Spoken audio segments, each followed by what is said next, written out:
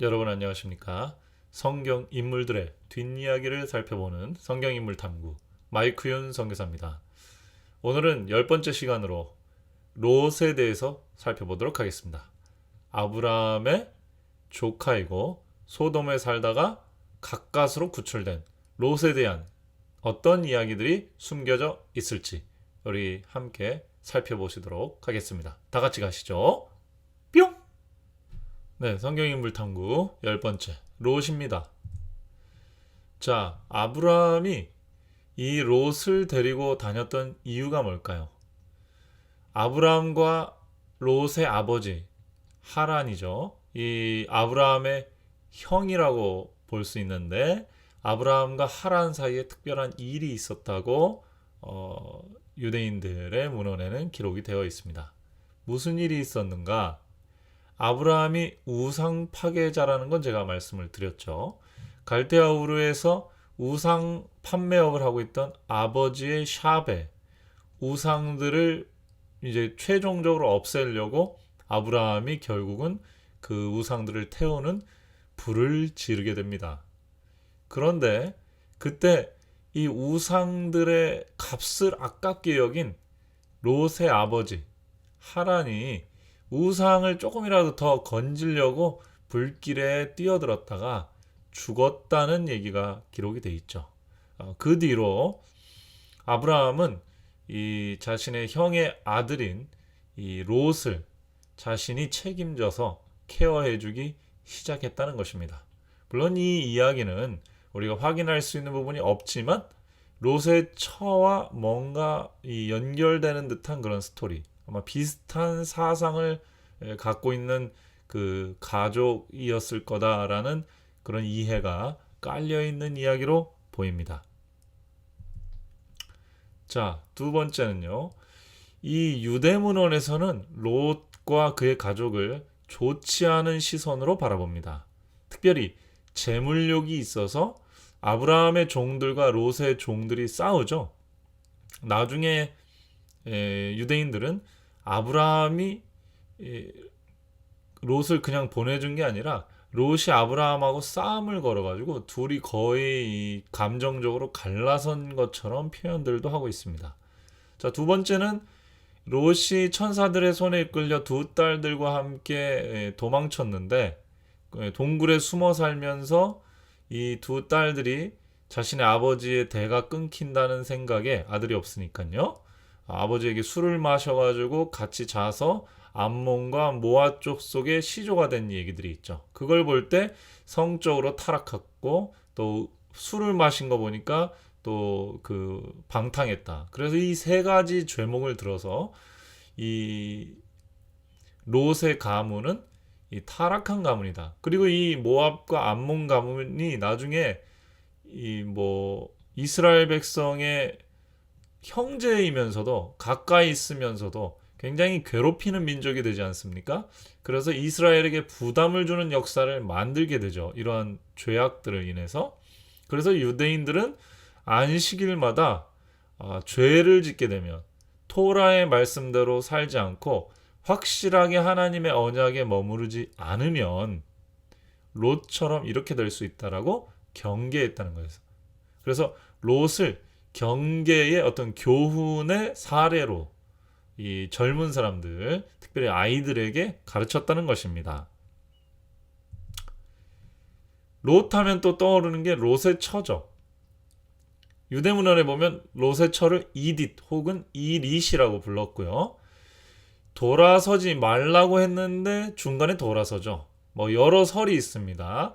재물이 아까워서 돌아봤다는 얘기도 있고 뭐 딸들이 어디 있는지 찾으려고 돌아봤다는 얘기도 있습니다. 하지만 어쨌든 돌아보지 말라고 했는데 돌아봐서 소금 기둥이 된 것으로 기록이 돼 있죠. 자, 여기에 유대인들은 덧붙여서 소돔 고모라를 멸망시키는데 하나님의 임재의 영광이 내려와서 쉐키나가 거기에 머물렀었다는 거예요. 그래서 하나님의 영광을 눈으로 보면은 누구도 살 수 없기 때문에 보지 말라고 했던 것인데 롯의 처를 위해서요. 롯의 처가 인간적인 어떤 그런 감정들 혹은 그런 것들에 끌려서 뒤돌아보게 되고 하나님의 영광을 직접 보게 되므로 죽을 수밖에 없었다. 이런 설명이 부가적으로 붙어 있습니다. 자, 그 다음에 소금을 이웃들과 공유하지 않았던 죄를 심판했다는 기록들이 나옵니다. 다시 말하면 단순히 돌아보지 않은 것 혹은 물질적인 욕심 때문에 미련이 남아서 세상을 바라본 것 때문에 죽은 게 아니라 롯의 처가 그동안 이 소돔과 고모라 근처는 사해바다가 있으니까 소금이 많이 날 것으로 생각됐겠지만 지금은 아마 그 소돔과 고모라가 멸망하기 직전이었기 때문에 뭐 좀 다를 수도 있겠어요. 어쨌든 소금은 과거에 돈에 비견될 정도로 굉장히 중요한 그 물건이었습니다. 음식이기도 하지만 그 화폐 같은 가치를 갖고 있는 것이었죠. 어쨌든 그 소금이 풍요롭게 좀 있었는데 이웃들이나 불쌍한 사람들에게 롯과 롯의 가족이 잘 나눠주지 못했다는 거. 자, 그래서 그것에 대한 심판, 은혜를 이제 소돔과 고모라의 성에 내리는데 이 롯의 가족들이 돌아보게 되면은 그 심판에 참여하게 된다. 예. 그랬는데 이제 롯의 처가 최대한의 은혜를 줬는데도 불구하고 그 은혜의 선을 롯의 처가 넘음으로써 그 소돔과 고모라가 단체로 받는 심판에 들어가게 됐다. 이렇게 해석을 하기도 합니다. 자, 마지막으로 아람 문헌에 보면 이 롯을 유대 문헌하고는 완전 반대로 해석합니다. 유대 문헌은 유대인들을 중심으로 하니까 롯의 두 딸들에 의해서 암몬과 모압 족속이 시작되고 암몬과 모압은 친척 민족이기도 하지만은 유대인들을 괴롭힌 경쟁 민족이기도 하죠. 그런 의미에서 우리가 하나님의 언약에 머물러 있지 않으면 또 죄하고 타협하면 이렇게 될 수 있다라는 경계의 사례로 든다고 얘기를 했는데요. 아람 문헌에서는 롯의 좋은 면을 봐서 롯은 소돔 성에 있는 선지자였다. 이렇게 이해를 합니다. 일단은 천사들을 환대해 줬죠. 그것은 아브라함에게 배운 이 베두인들, 나그네들, 노마드의 삶에서의 핵심적인 미덕, 덕목이었습니다. 롯은 소돔과 고모라 성에 살면서도 그런 천사들을 영접할 정도로 아브라함에게 배운 그 신앙의 영향이 깊었던 거죠. 그리고 롯은 그 소돔과 고모라 안에서도 그 양심이 많이 찔리는 중에서도 완전히 그 악으로 기운 사람은 아니었습니다. 천사들이 방문했을 때 뭐 나와 상관하리라 그러면서 마을 주민들이 막 했을 때 자신들의 딸을 내어주면서까지 그 이방인들, 나그네들을 지키려고 했죠. 그런 의미에서 이 소돔과 고모라의 부패한 그 정도와 롯의 정도는 좀 달랐습니다. 그래서 아마 무슬림 문헌에서는 그런 면을 좀 보고 또 성경 어디에도 롯이 양심이 많이 상했다고 그랬잖아요. 소돔 안에서.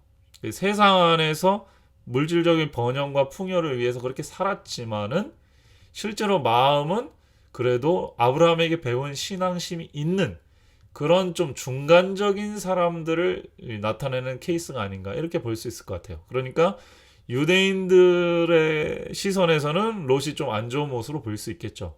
그러나 또 롯은 완전히 세속적인 사람만은 아니었기 때문에 아랍 사람들의 시선도 이해는 할 만한 것 같습니다. 에스겔 16장 49절을 보면 재밌는 말씀이 있어요.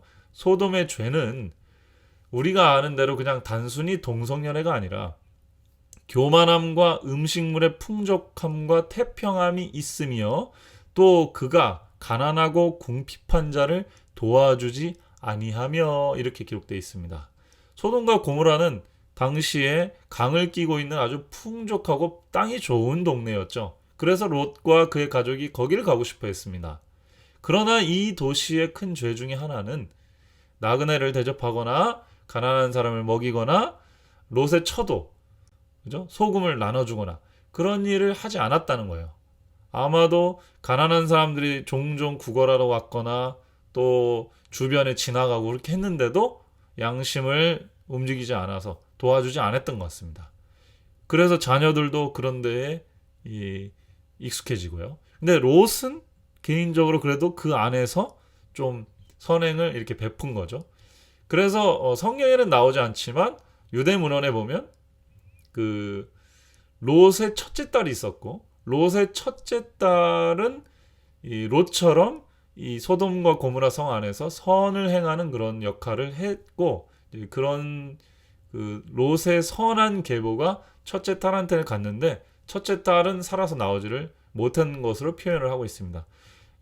두 딸, 좀 판단력이 미숙한 두 딸만 결국 롯이 이제 손을 잡아가지고 끌고 나온 것으로 그렇게 이해를 하고 있는 것입니다. 자, 이렇게 롯에 대해서 간단하게 살펴봤습니다. 롯이 아브라함과 어떤 관계에 있었고, 또 아브라함과 어떻게 갈라졌고, 또 소돔 고모라 성 안에서 롯의 삶이 어땠을지, 그리고 나오면서 어땠을지, 그 롯에 대해서 이 중동 사람들, 유대인들과 무슬림들의 생각이 어떤지 우리가 좀 살펴봤습니다. 저는 이걸 읽으면서 예수님의 재림을 기다리면서 그러면서도 세상에 살아야 되는 우리들을 한번 돌아보게 됐어요. 완전히 세상에서 벗어날 수도 없고, 그렇다고 세상에 완전히 속할 수도 없는 우리 자신이 이 롯과 같은 그런 모습이 아닌가. 그래서 이 세상에 있는 동안에 우리가 좀 양심도 많이 상하고 하나님의 뜻대로 살려고 하지만 상황이 그렇지 않은 부분들도 많이 있죠. 그래서 좀 타협되는 부분들도 있고요.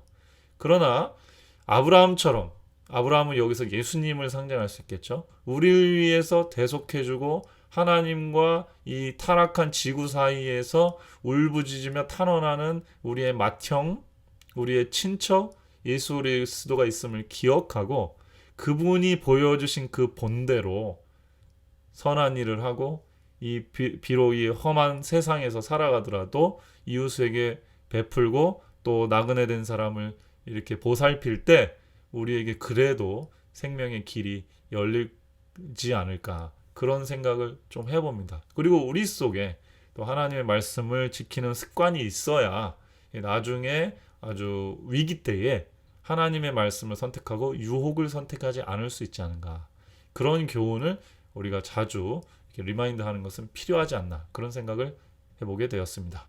자, 롯의 철을 기억하라 라는 말이 굉장히 유명한데요. 그 말은 하나님이 그렇게 무서운 분이다, 또 운명이 어느 순간에 그렇게 닥칠지 모른다, 그런 것도 있지만 평상시에 불쌍한 사람이나 내가 도와줄 수 있는 위치에 있는 사람들을 우리가 무시하고 자꾸 넘어가면 안 된다, 그걸 기억하라, 이 말씀으로, 이 메시지로 받아들이는 것도 매우 의미 있겠다 싶습니다.